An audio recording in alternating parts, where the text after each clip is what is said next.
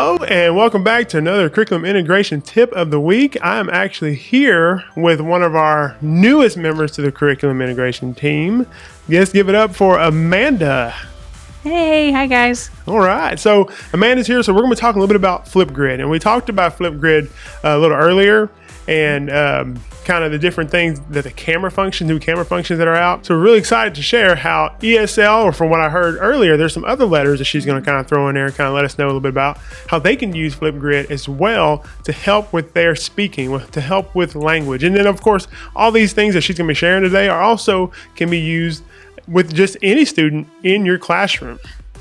So welcome, Amanda. And so, so tell us a little bit about ESL and FlipGrid. So why is it so important for students to be able to speak and talk into, the computer? All right. So FlipGrid with our ESL students, which the Save Texas has now changed that to EB. So if you hear me say EB, I'm talking about the same people. As of September 1st, they just changed that title. So FlipGrid with ESL students, it's very important to get them speaking. Across the state before COVID, speaking was a low point for us. As a ESL community, or our EB students struggled with the speaking portion of TELPAS. After COVID, we took a really big hit in those numbers. And honestly, you could probably see that for your mainstream students as well. For the ones who aren't classified as EB, speaking is just something they didn't practice while we were in social distancing and quarantine. So FlipGrid offers an opportunity for us to kind of bridge that gap.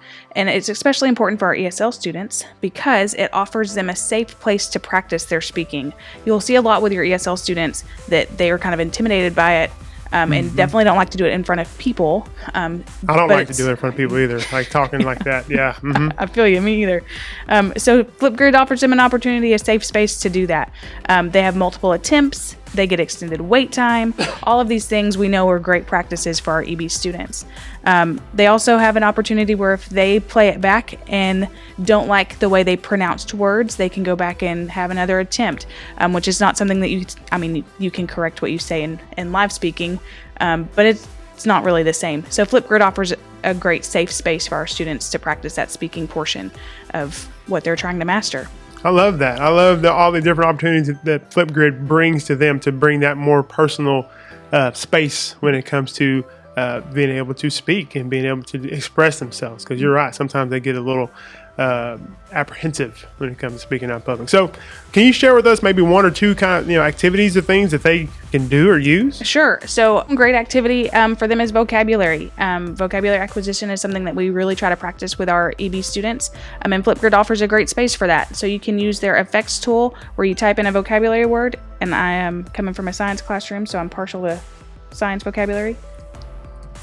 Chemical reactions, you put that in, can move it. They can move it so it's there, so it anchors them so they can remember what they're talking about. And then they can respond and explain to you what a chemical reaction is. And this allows you not only to see what they know, but it allows them, again, a safe opportunity to show what they know. I like that. Like she said, that's every student who's able to do that. So what I really like about this is that they don't feel separated. They don't feel like it's a different or extra thing that they're doing. And once again, always being able to build on those vocabulary words and students be able to demonstrate what they know about that. I think that's a really good one. Do you have another one? So another great activity for math class, or really any class, is to use the board feature in FlipGrid. I know that when I was in school, being called to the board was something that happened often in a math class. FlipGrid allows you to let them do it from their desk.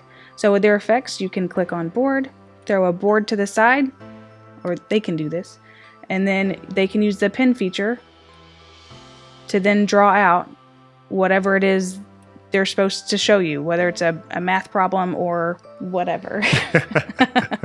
I know. And it's it's funny because our students, when we do give them the opportunity to do these things in the classroom, they tend to kind of show us kind of the stuff that they can do and use. So like I said, these are just a couple of things that with ESL and like I said, with all your learners too as well, and why it's so important to put them in front of the camera to give them that space to talk and express themselves. I know you were talking about the writing on the screen. I even love them being able to annotate using the background if they use the web background as well. So that's something that would be really helpful for them to be able to. Oh, I think she's doing some more math over here. Let's just pull that up there. Check my there math she there. is. Oh, that looks pretty good. I like that a lot.